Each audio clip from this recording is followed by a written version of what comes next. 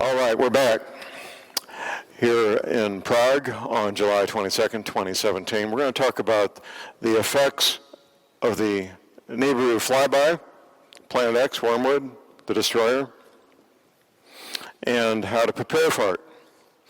First, the effects. There will be iron oxide covering all the waters of the planet, fresh water and salt water both. That will take days to dissipate. I don't know how many days, but days, possibly weeks to dissipate. We could have winds when the jet stream comes to the surface of the planet. In fact, this happened here in the Czech Republic, what was that, about 10 years ago? When that forest got wiped out, those straight line winds. Anybody remember that? Come on, some of you do. Straight line winds, maybe 100, 150 miles an hour for a better part of a day. Rocks the size of automobiles and trucks, rocks the size of this auditorium. We don't know when they're going to hit or where, but that's happened before. Meteors, rocks, and I got a pointer, all right. Earthquakes. I'll tell you what the U.S. Navy said. I got this pointer, I might as well make use of it. New Madrid, Missouri is about right there. The most dangerous seismic zone on the planet. During the winter of 1811, 1812, there were hundreds of earthquakes. 3 of them made church bells ring in Philadelphia, right up here. That's about 700, 800 miles. Now, the energy from that seismic zone goes north and south and east very efficiently, does not go west into the Ozarks, because right here, there's a ridge of granite that acts as a blocking mechanism, as a shock absorber to absorb that energy. The U.S. Navy says that when this water, this inland sea is formed, the weight of the water will trigger 3 9-point plus earthquakes, which would wipe out St. Louis, Chicago, Memphis, points east. A lot of devastation. There's going to be earthquakes all over the planet. I just happen to know about that seismic zone in North America. Volcanoes are going to kick off. Lots of volcanoes all over the planet. We may end up with 1 or 2 years with no summer, which would wipe out the growing season, of course. When these oceans come up, all the ports, most of the goods on this planet, automobiles, trucks, raw materials, petroleum, food, is moved by ship, by large cargo ships. No ports, there's no way to load and unload the ships, probably for years. What I tell my listeners on my radio show is the best thing you can do is to become part of a farm. We have an expression in the States we call a hobby farm. That's a farm where the fruits, vegetables, produce, milk, meat, whatever it might be, is meant for consumption on the premises, not to be sold to make a living. Obviously, if you have extra eggs, you sell your extra eggs, but primarily for consumption by the people on the farm. I recommend people have a 2-year supply of food. We can easily, if you're just starting out, by the way, learning how to garden, the first garden you plant is probably going to be a disaster. You can almost count on that. The second garden you plant, you may get enough food to get you by, maybe for a season. By the 3rd or 4th year of gardening, you're learning how to actually raise enough food successfully to get by for a full year. It's an ongoing process. I'm not a gardener, but the gardeners I know, whether they've been gardening for 5 years or 20 or 50 years, they're still learning. It's an ongoing learning process, being a gardener. You don't want to be within 100 miles of a major city, which would be basically 200 kilometers. You really don't. There's going to be hungry, desperate people looking to feed their children. Now, movies and novels focus a lot on healthy young males going about and causing problems after a disaster like this, which of course there'd be a lot of that. But I'll tell you, ladies and gentlemen, a 25-year-old mother with a hungry 1-year-old is going to be just as dangerous as a gang member. She will do whatever it takes to get food for her child. That's just human nature. People will do whatever it takes to feed their children. The farther away you are from a major city, the better off you'll be. That's pretty much a given. I mentioned earlier today the skills a person may want. Let's talk about emergency medical treatment skills. You've got first aid, CPR, that's cardiopulmonary resuscitation. You've got advanced first aid. Now in the States we have what we call emergency medical technicians, which is entry level. In the States it's 1 semester of college to become an emergency medical technician, EMT. 3 more semesters of college and you become what's called a paramedic, which is typically the highest level of training that you find on an ambulance in the States. Getting that training now while you can would be a really good thing. We have what appears to be the luxury of time. That might be a complete illusion. But we have what appears to be the luxury of time to learn CPR, to learn emergency medical treatment, and get the equipment and supplies you need. Now, if you attempt to use medical equipment you're not qualified to use, you could hurt somebody or even kill them. Pretty serious stuff. So when you get your training, get medical equipment equal to your level of training. If you get more than you can use, more than you're qualified to use, it can be quite dangerous. And get lots of it. When these ports are closed, and it'll be on both sides of the Atlantic, when all these ports are underwater, there's not going to be spare parts anymore. That's not going to happen. The chance of the power grid surviving nationwide in the States or in many of these other countries is pretty minimal. And of course, I should mention there's other threats above and beyond, or in addition to, a NIBIRU-Flyby. One of the main ones, of course, being the consequences of a coronal mass ejection, which the worst one we're aware of happened in 1859, or a man-made EMP, electromagnetic pulse. The coronal mass ejection, quite frankly, could be far worse than a man-made electromagnetic pulse for the following reason. Electromagnetic pulse is strictly line of sight. It can't go around the surface of the planet, around the curvature of the Earth. Coronal mass ejection, if it's powerful enough, can go all the way around the planet, knocking out the power grid worldwide. In some ways, a nationwide or EMP to hit Europe or the United States or South America could in some ways be worse than the NIBIRU-Flyby. The estimates for the States, for the United States, is 9 out of 10 Americans would be dead in 1 year if we had a nationwide power outage. Think about it. Now, I don't know the numbers for Europe, but in the United States, 8% of the adults in the United States are diabetic. You've got another percentage of people who need heart medication, other people who need medication that keeps them from rejecting organ transplants. All kinds of life-saving medication that after electromagnetic pulse would be gone. The typical prescription is 30 days, which means the typical person has 15 days of their pharmaceutical products. Once they're gone, they're gone. I do recommend that people find alternatives to the pharmaceutical products. It may be herbs. It may be essential oils. It may be different things for different people. Maybe just stop taking them. Sometimes you're taking things you really don't need.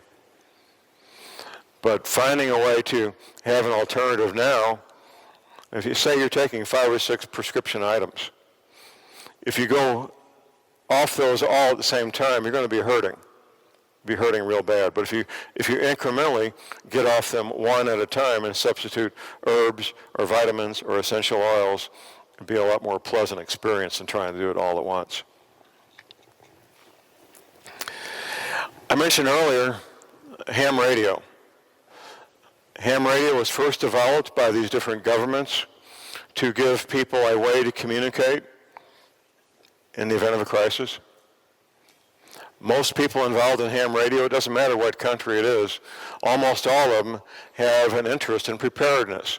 One of the things I'm always being asked when I come to presentations like this, John, how can I find people of like mind, as we say, who know what I know, who believe what I know? In ham radio, you're going to find people like that. It doesn't matter whether it's Prague or London or Warsaw or New York City. People involved in ham radio, almost all of them are interested in being prepared. That's pretty much ubiquitous around the planet. It doesn't matter whether you're an 8-year-old boy or girl or an 80-year-old man or woman, you can be involved in ham radio and enjoy the hobby and have fun with it. Meet interesting people, learn how to do things you would never do otherwise. I mentioned earlier the difference between the way women approach preparedness and the way men approach preparedness. It's very predictable. The women tend to focus on the practical things.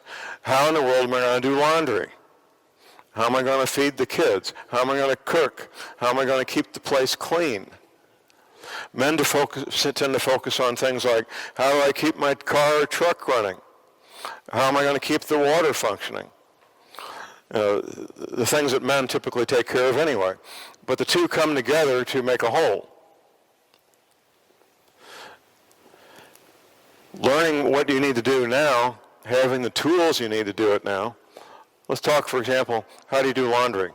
It wasn't so long ago when our grandparents, our great-grandparents, one full day a week to do nothing but laundry, right?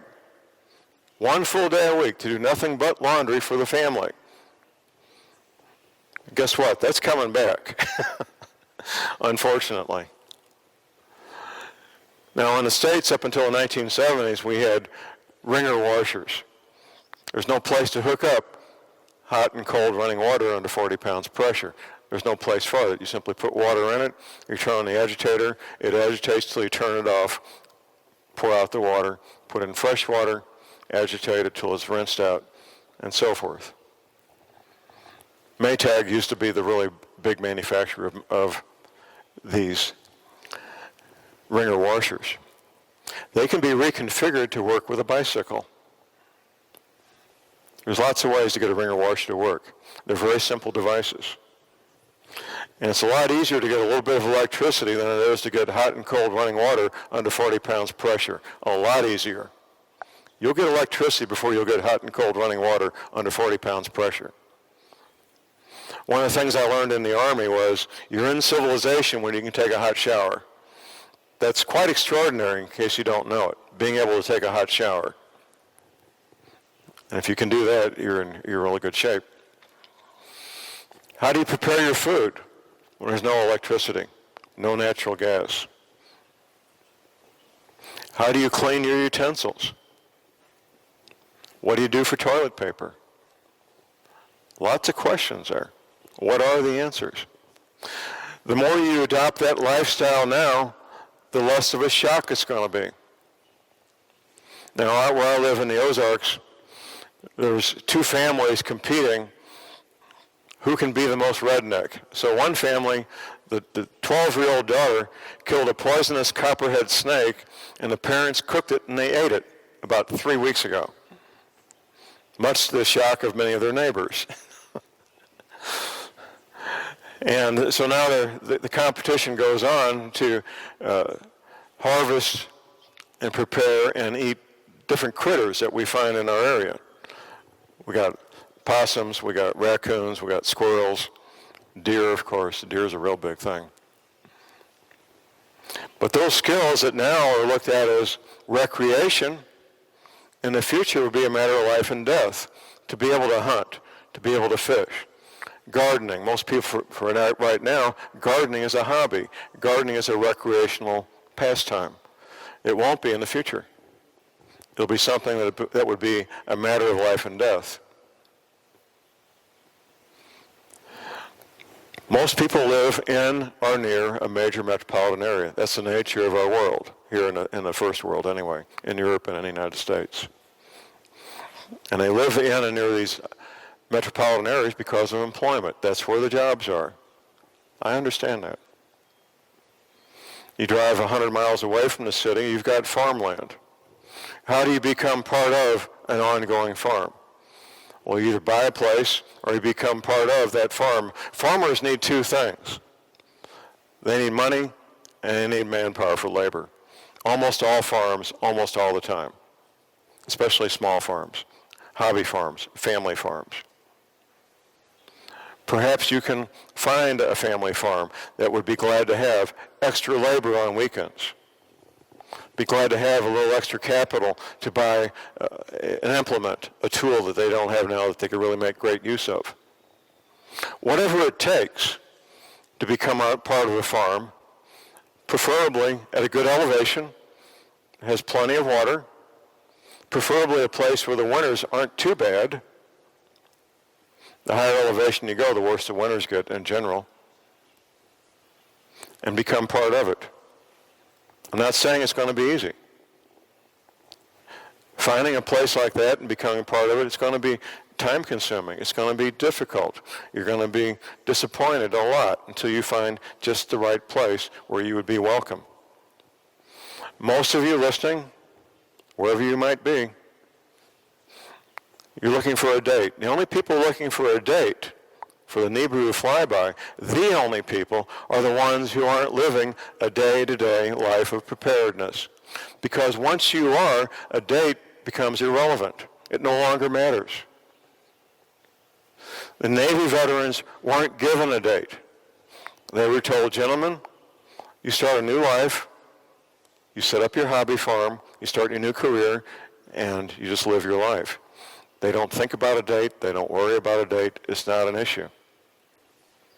And I find this to be true pretty much all the time. That the men and women searching for a date, John, when's it going to happen? I know instantly that they're not prepared, that they're not living a life of preparedness. I know that instantly. There's almost no exceptions. Almost none. It's a harsh reality, knowing that our world, as we know it, could come to a crashing end. In 2012, there was a coronal mass ejection that almost hit Earth. Not quite, thank goodness. Now, the one that hit in 1859, it hit North America. We didn't have a nationwide power grid, obviously, but we did have, from the Mississippi east, where's this thing? From the Mississippi east, we had a telegraph system. And the telegraphs went all over, east, west, north, south. Those telegraph wires picked up, they acted as antenna to pick up that energy from the sun and direct it into the telegraph offices where they set fires.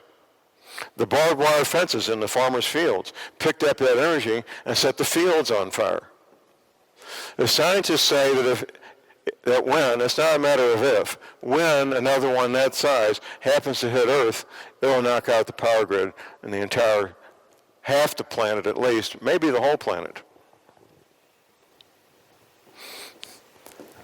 One of the things you find out when you look into these power grids, whether it's Europe, South America, and North America, it doesn't matter.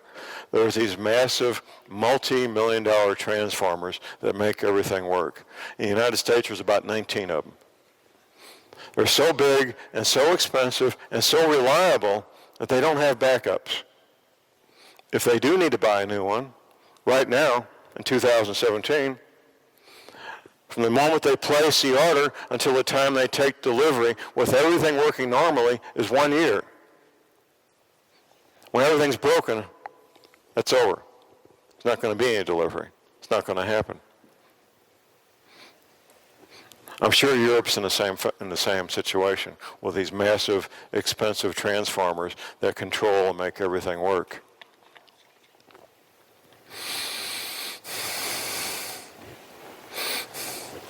This planet has been through these cycles multiple times. We've been smashed down to the mud and recovered as human beings multiple times. This will be no exception. Who's going to survive? Young men and women, healthy young men and women who are on farms, are diligent and smart and have resources. They'll be the ones that will survive. Older folks, well, many of us will survive also if we're healthy and work hard and are diligent. But most people won't. 9 out of 10 people on this planet will die if there's a worldwide coronal mass ejection event. Very harsh reality. I want to open this up to questions. It's one of my favorite parts, and I told Alexander I would be up here half an hour, and we're coming up not too far from that. So questions from the audience, please. Are you scratching your head, or do you have a question? Alexandra?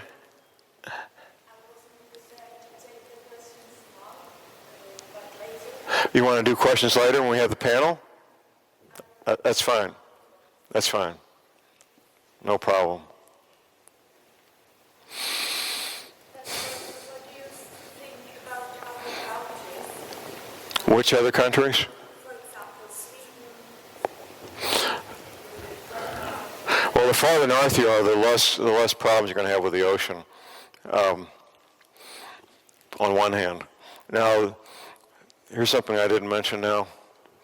The North Pole would be up here, above this, that's Canada. North Pole would be way up here. There's 2 North Poles. True North, which is where the axis of the planet is, and magnetic north. This has happened many times, and the scientists have figured this out. Magnetic north right now is moving towards Siberia. The magnetic north is in Siberia.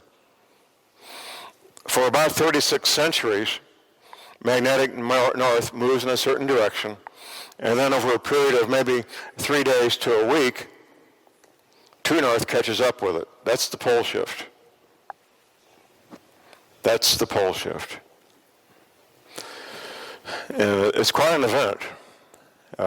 Most of us will live to see at least most of it, maybe all of it. That's when these oceans come out of their basins, flooding these areas. Now, there's going to be 2 parts to the flooding.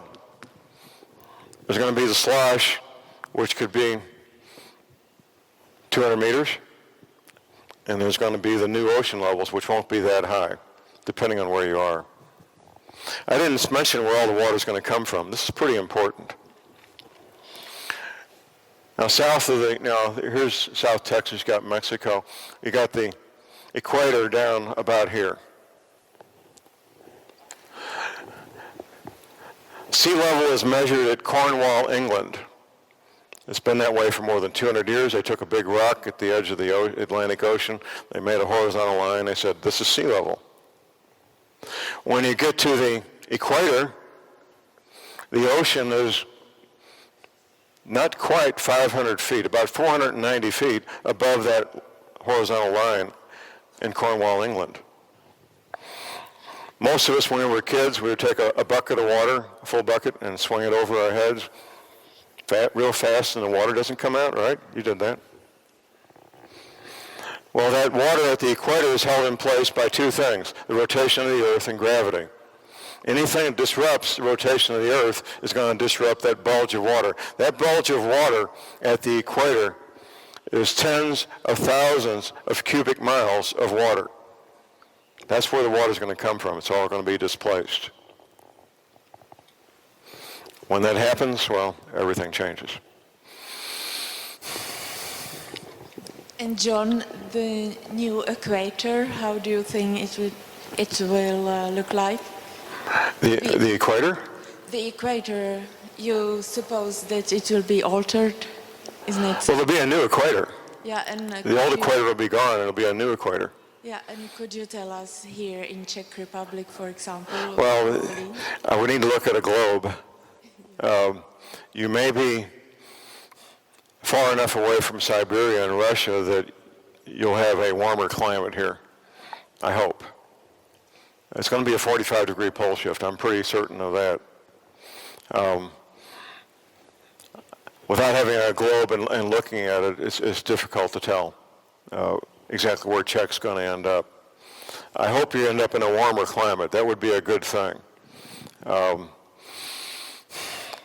you may be far enough west that would be the case. I hope so.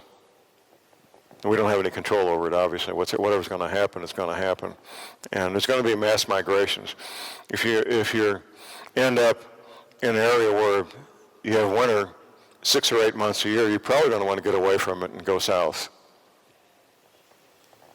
That's the most likely scenario. Could you say something how you expect the dust will be and the stones? How the what would be? Dust. The iron oxide? Yeah. Well, it's mentioned in the Bible when Moses was leaving Egypt, how the water turned red. That was iron oxide. And Dr. Velikowski, as I mentioned earlier, he demonstrated by the ancient records that it happened all over the planet at the same time. You won't be able to drink that water. It'll make you real sick. And you'll have to have a source of water coming from underground, obviously, or a way to purify it if it's a surface water. Water's going to be a big thing real quick, by the way. Having access to pure drinking water is not optional. It's probably the largest reason right now in July 2017 for infants dying on the planet is bad drinking water. It'll become even more so. Us people in the first world country, we're used to having easy access to pure drinking water. That won't be the case anymore. It will no longer be easy. There's an old saying around the prepper community, 1 is none, 2 is 1. Anything critical, like a water filter, get 2 of them. Anything critical, like a radio, get 2 of them. That's just a smart thing to do. How do you think it will it be difficult to breathe? The dust should be covered. You don't want to be breathing in iron oxide. You just stay indoors. If you have to go out, put some kind of filter or mask on.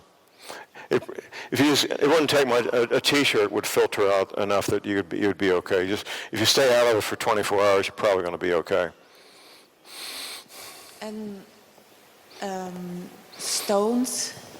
The stones, well, they're going to hit. In fact, you may want to make a note of this. One of the largest meteor craters on the planet is about 10 miles from where I live. Crooked Creek Meteor Crater. Crooked Creek Meteor Crater is 3 miles across. It's massive. It's so big they didn't even know it was a meteor crater until they had aircraft that could fly over and say, oh, look at that. That's not normal. From the ground, you can't tell it's a meteor crater. But they're going to these rocks are going to hit all over the planet. We don't know where. If you're unlucky enough to be hit by one, you won't have to worry about it. It's going to kill you. But most people won't be hit by rocks. They will hit. They will do damage. And having some sort of underground shelter would just be a smart thing because we're looking at 150-mile-an-hour winds for at least a day. Possibly torrential downpours of rain. The rocks, like we said. The iron oxide. Having underground shelter would be a real smart thing if you can do it.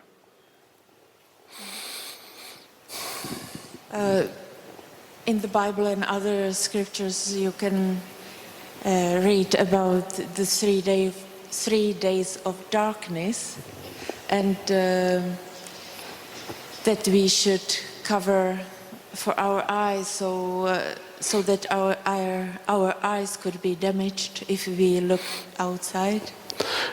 Well, I think you're talking about the kill shot. And we may be looking at 150 degree Fahrenheit temperatures for a better part of a day, which for a healthy adult, if they got water, they're going to be okay. Children under age 5 and older people would probably die in that much heat for 10 or 12 hours. That's one of the possibilities. It is, absolutely. And protecting your eyes from the sun would be a smart thing also. There'll be things happen that you would never believe would happen during these events. Things, as we say, of biblical proportions. People will be desperate. Men, healthy men, typically not afraid of anything, would be falling on their knees and crying. That's how bad it will be. And how do you prepare mentally or? Well, this is maybe how I should end up this part of this, and that's spiritual preparedness. I address this on my radio show occasionally. I tell people the following.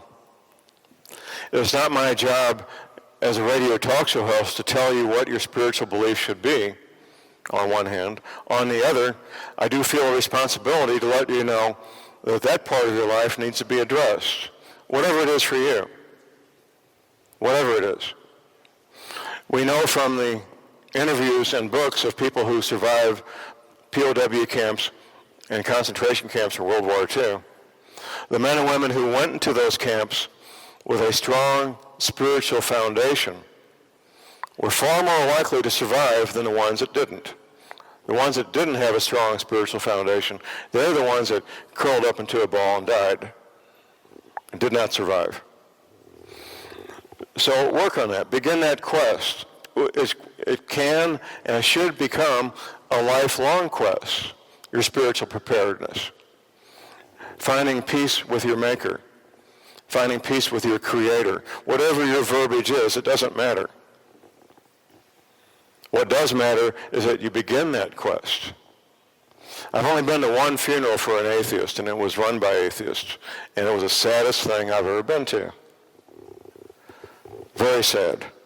And the atheists in control would not permit any mention of God, any prayers. They simply did not let it happen. It was a very sad event. I felt very sorry for the family of this gentleman. He was a friend of mine. So work on that. It may be Christianity, it may be Buddhism, it may be Native American spiritual beliefs, whatever it is. My friend Tim Spencer is a Native American, and he says, quite frankly, John, I'm not a Christian. We have our own beliefs.